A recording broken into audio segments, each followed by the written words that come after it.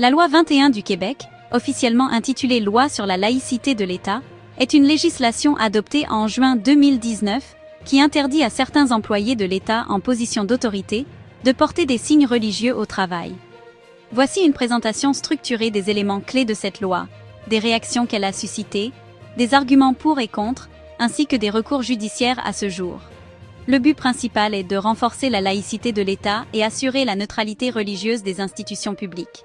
Les secteurs touchés incluent les enseignants dans les écoles publiques, les juges et procureurs, les agents de police et autres agents en position d'autorité et plusieurs autres postes. Une disposition de droits acquis permet aux employés en poste avant l'adoption de la loi de continuer à porter des signes religieux, mais cette protection ne s'applique pas aux nouvelles embauches. Soutien populaire. Une partie de la population québécoise perçoit cette loi comme une étape nécessaire pour maintenir la séparation entre l'État et les religions. Elle s'inscrit dans la continuité des débats sur la laïcité qui marquent le Québec depuis plusieurs décennies, comme la Charte des valeurs proposée par le Parti québécois en 2013. Opposition. Les groupes de défense des droits humains, les organisations religieuses et certaines minorités visibles dénoncent la loi comme discriminatoire. Certains craignent qu'elle stigmatise particulièrement les femmes musulmanes portant le hijab, mais aussi d'autres groupes religieux comme les Sikhs et les Juifs. Neutralité de l'État. Garantir que les représentants de l'État incarnent une neutralité religieuse, évitant ainsi toute apparence de partialité. Cohésion sociale.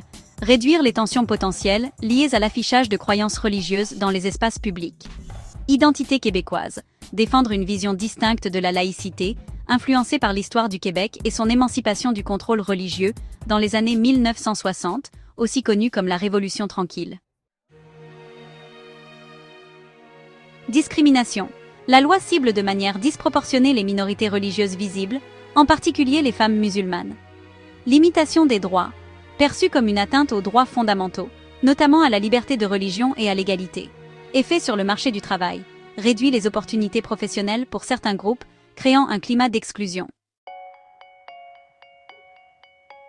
Application de la clause dérogatoire.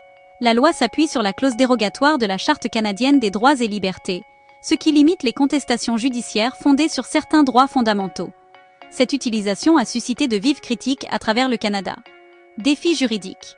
Plusieurs contestations ont été déposées devant les tribunaux, principalement par des groupes de défense des droits et des individus affectés. Décision de la Cour supérieure, 2021. La Cour a confirmé la validité globale de la loi grâce à la clause dérogatoire. Toutefois, certaines dispositions touchant les commissions scolaires anglophones et les élus municipaux ont été